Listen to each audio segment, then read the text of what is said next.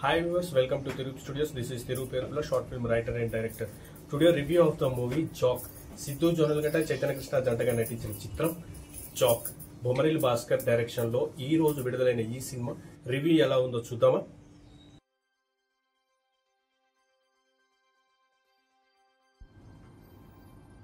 చాన్నాళ్లుగా field లో ఉన్నాడు సిద్ధు జొన్నలగడ్డ. కానీ డీజే టిల్లుతో ఇంటింటికి చేరువయ్యాడు. దాని సీక్వెల్ కూడా సూపర్ హిట్.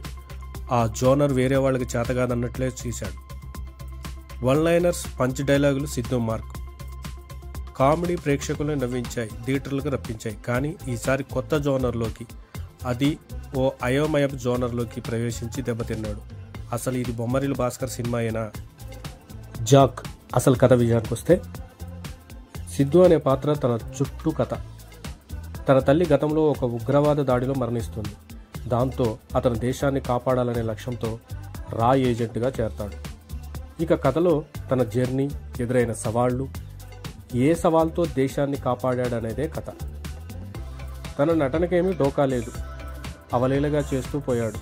కామెడీ సీన్లో చెప్పేదేముంది, కానీ ఎమోషనల్ సీన్లో నాట్ ఇంట్రెస్టెడ్. నిజానికి దర్శకత్వ వైఫల్యాలు నడుమ సిద్ధు శ్రమ వేస్ట్ అయ్యింది. హీరోయిన్ వైష్ణవి కూడా మంచి నటి, కానీ వీరిద్దరు జోడి పెద్దగా వర్కౌట్ కాలేదేమో అనిపిస్తుంది. బొమ్మరిల్లు, పరుగు, ఆరెంజ్ వంటి సెన్సిటివ్ పాయింట్స్తో సినిమాలు తీసి సక్సెస్ను అందుకున్న బొమ్మరిల్లు భాస్కర్ గారు తన అవుట్ డేటెడ్ రా ఏజెంట్ స్టోరీ రాసుకున్నాడు. కొత్తదనం ఎక్కడా కనిపించదు. లవ్, రొమాన్స్, కామెడీ, దేశభక్తి, ఎక్స్ట్రా ఇవన్నీ కలిపి ఒక మిక్సీలో వేశాడు.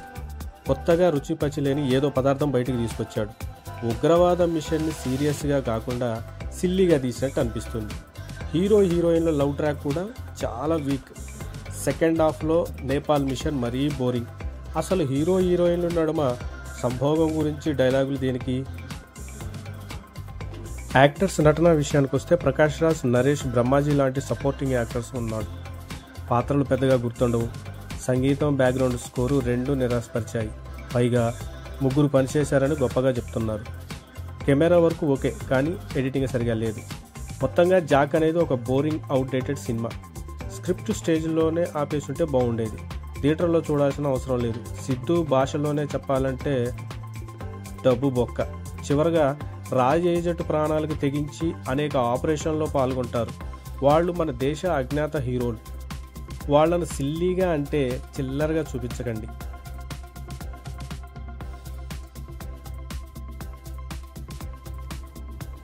ఇక ఈ సినిమాలో సిద్ధు జొన్నలగడ్డ పేరు పాబ్లో నెరూడమ్.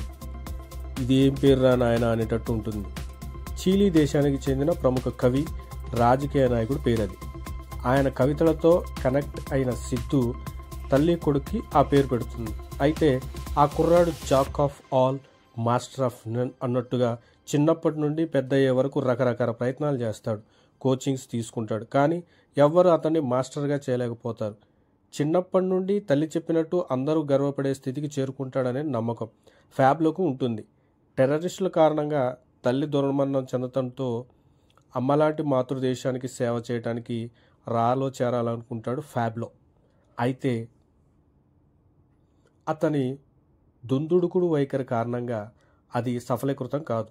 కానీ ఏదో ఒక రోజు